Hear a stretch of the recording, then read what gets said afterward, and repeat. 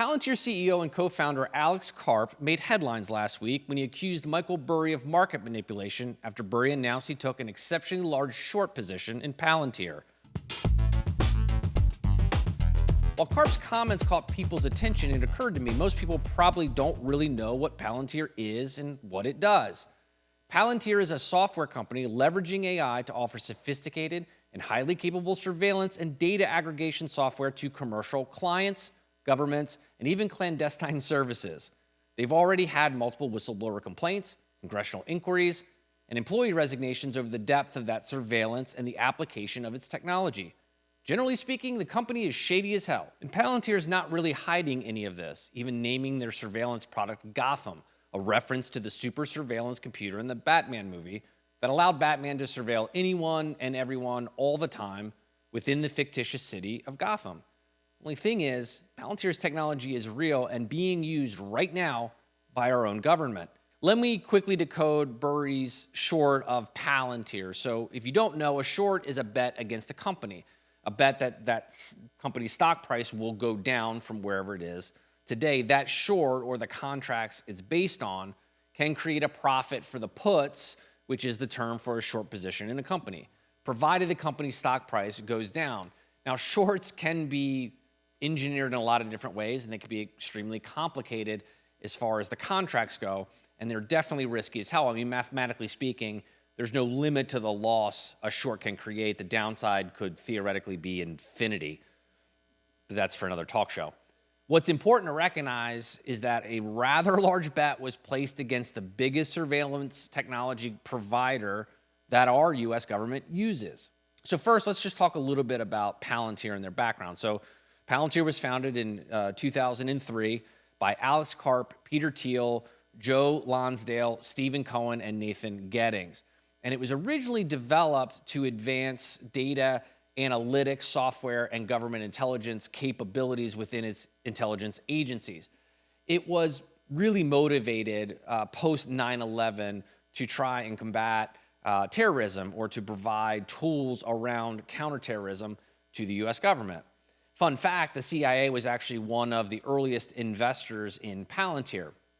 Now, Palantir has two main products. The first product I mentioned in the opening, it's called Gotham. It's a surveillance product. It helps aggregate data. It helps to paint a picture around surveillance, and we'll get a little bit more into the details of that later on. Foundry is their commercial data analytics platform.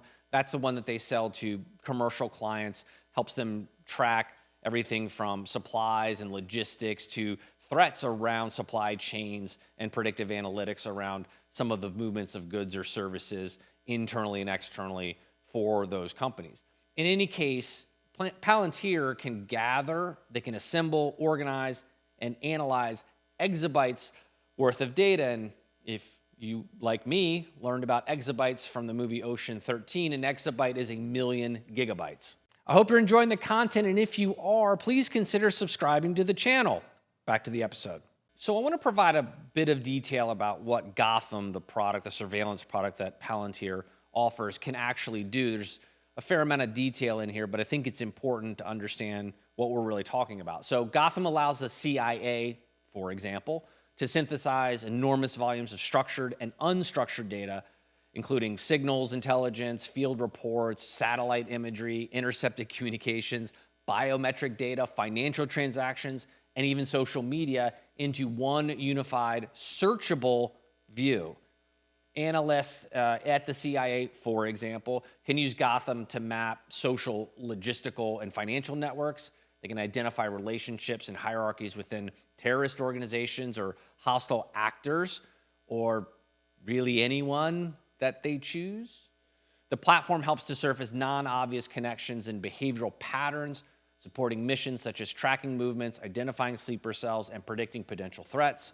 It enables analysts to visualize and analyze intelligence in spatial and temporal dimensions. So spatial is maps, locations, routes. Temporal is timelines, event sequences. And that allows them to have a more dynamic situational awareness. The AI and rules built into Gotham can issue alerts on new intelligence leads, changes in target status, imminent risks, and it allows for faster response and strategic actions. So this all basically points to how this technology is used. So it's used in anti-terrorism activity. It's used to track bad guys, bad people, bad organizations, people that intend harm on the United States or other friendly nations.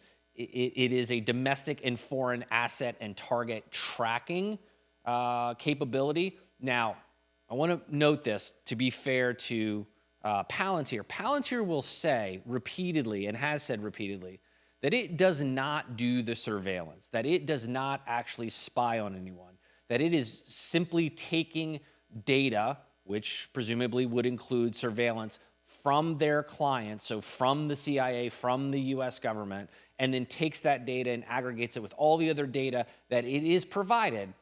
It says it doesn't generate any of this data, that it is provided to them. They take this, they aggregate this data, and then they paint a full picture. One of the ways that Palantir is being used by the US government, and Palantir does not dispute this at all, is they have a very large contract, I believe it's $30 million, with the Immigration and Customs Enforcement Agency, or ICE. And they are tracking migrant movement. They are tracking human beings. They are taking the data that the CIA or the FBI or ICE can provide, and they're putting it into the Palantir technologies, and it's allowing them to do a lot of things with that, namely find people or predict where they will be, when they will be there. They can look at all sorts of data, including employment history and employment records, payroll records, financial records, that probably can tell them within a pretty slim margin of error when someone goes to work, where they go to work, and what they do when they get there. Palantir's system also allows for what's referred to as predictive policing, or creating analytics that can say this is likely to happen in the future, and then the law enforcement agencies can take proactive approaches to deterring that, to intercepting it, to preventing it. Obviously, there's a problem with that from a profiling standpoint, and profiling typically in law enforcement tends to profile people of color and minorities more often than not. And so obviously there is certainly a lot of civil liberty questions there, a basic question about fairness as well. And the recent Iran bombings by Israel, they utilized a Palantir product called Mosaic, which was actually in conjunction or in connection with the International Atomic Agency, where they looked at patterns, they looked at individuals, they looked at behaviors, and came up with a model that said, hey, they're likely creating weapons-grade capabilities in Iran at this location based off of the data that we had, and they actually took military action against that site based on the data and the predictive analysis that Palantir provided through their products. So in the aggregate, Palantir technology can map the physical movements or locations of human beings. They can map financial, social, and civil networks. They can aggregate all the monitoring that an agency is doing around the forms of digital and transmitted communications, written, verbal, otherwise. They can create predictive analytics that are used to assess threats, which could promote or even justify military and law enforcement activity. And all of this happens without an auditable process. So what do I mean by an auditable process? I mean a process that someone, a third party, an independent, or even a customer can go back into and say, the technology did this, then it did this, then it did this, then it did this. It looked at this data set, then this data set, then this data set, and then the agentic AI then took these 4 steps. They can't do that because Palantir basically doesn't make it available. And even if they did, I'm not so sure you'd really know what you're looking at, because some of this is just a black box. So why does that even matter that it's not an auditable process? Well, there's no way to know if Palantir is looking at the right data. There's no way to know if that data is legitimate, how the technology gathers that information, and how it creates assessments from that data. We don't even know what data it's able to access or what data it's being provided. And therein lies the problem. This is a huge privacy risk. The CIA isn't going to tell us how it's using this technology or what data it's even providing Palantir. We could be living in a surveillance state already. And this isn't speculation about the risks. There have already been multiple whistleblower complaints. Palantir employees have quit over ethics concerns. NPR published a story about those former employees where they said, quote, 13 former employees of influential data mining firm Palantir are condemning the company's work with the Trump administration weeks after Immigration and Customs Enforcement reached a deal to pay Palantir $30 million to provide the agency with near real-time visibility into the movement of migrants in the United States. Just a quick timeout. Palantir denies none of this. Palantir actually confirms that it has that capability, and that is the work it's doing with ICE. And then in a letter shared exclusively with NPR, the ex-Palantir workers, former software engineers, managers, and an employee who worked with the firm's privacy and civil liberties team say that when they joined the powerful tech company, they believed in its code of conduct, stating that its software should protect the vulnerable and ensure the responsible development of artificial intelligence. Quote, early Palantirians, I guess that's what they call themselves, understood the ethical weight of building these technologies. The 13 former employees wrote in the letter, these principles have now been violated and are rapidly being dismantled at Palantir Technologies and across Silicon Valley, end quote. In another instance, senior Palantir staff informally helped Cambridge Analytica, of the famous Facebook scandal fame. They helped them think through and work with Facebook user data harvested via that quiz app that gathered all of the user data. And Palantir employees visited Cambridge Analytica's offices and worked with that data. Now, Palantir claimed these employees were working in a personal capacity and condemned the actions taken. So basically they said, we didn't do this, not our fault. Also, public interest researchers documented that the Defense Counterintelligence and Security Agency moved long-running insider threat analytics and counterintelligence functions onto Palantir's systems, highlighting use against whistleblowers and leakers post-Snowden and the Manning leaks. And then there was the biggest controversy of all. These leaked emails showed a proposed Team Themis, or Themis, I have no idea how you say it, planned by H.B. Gary Federal, Barrico, and Palantir to target WikiLeaks and critics with disinformation and disruption on behalf of potential clients, including Bank of America and the U.S. Chamber of Commerce. Now, the plans were never implemented, and after it was exposed, Palantir's CEO apologized, and they cut ties with the program.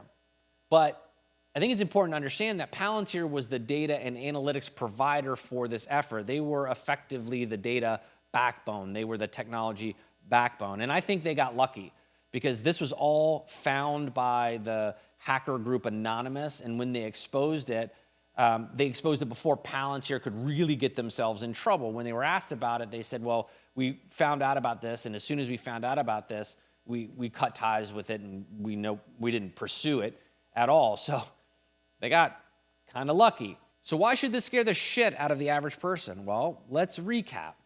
Palantir can track the digital and physical footprint of anything, provided it's given the data to do so. Human or otherwise, doesn't really matter, they can track it. More than 50% of their revenue comes from the US government. I've seen it as high as 55%, and it might go higher in 2026. They don't disclose what data they gather. The CIA won't tell you what they use Palantir for. The technology can process extraordinary amounts of data and presumably has access to infinite data sets. The assessments they create motivate military and law enforcement actions, sometimes based on predictive models. What's not to trust here? The U.S. Congress did inquire about Palantir's contracts and services with the U.S. government this past summer, but in a true demonstration of the spineless traditions of our elected officials, they sent a strongly worded letter.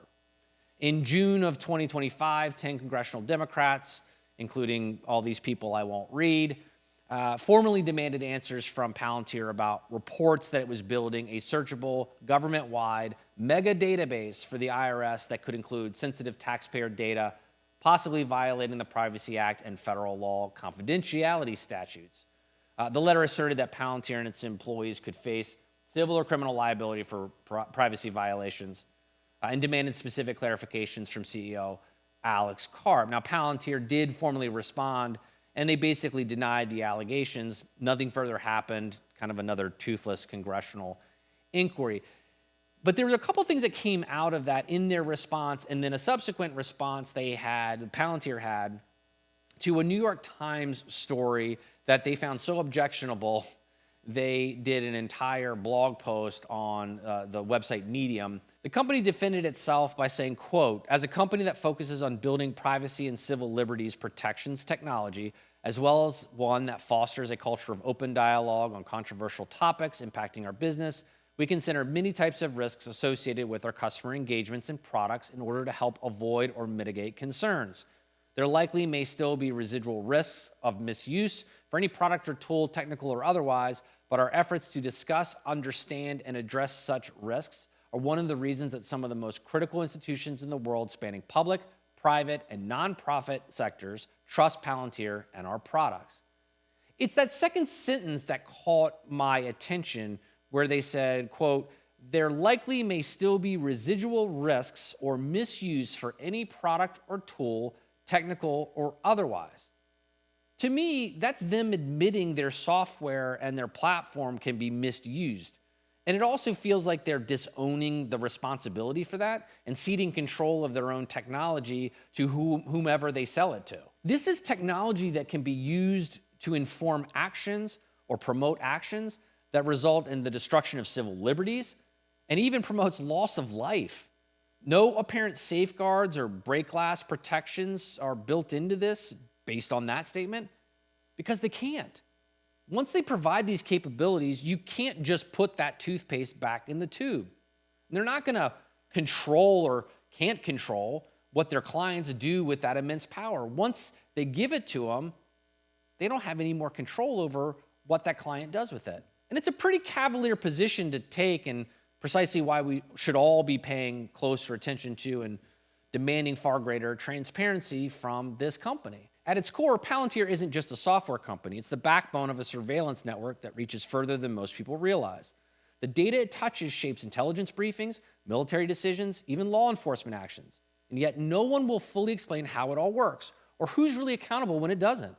Palantir built the most powerful surveillance tool on Earth, then handed it to governments, intelligence agencies, and corporations with no real oversight. They admit it can be misused, but they don't take responsibility when it is.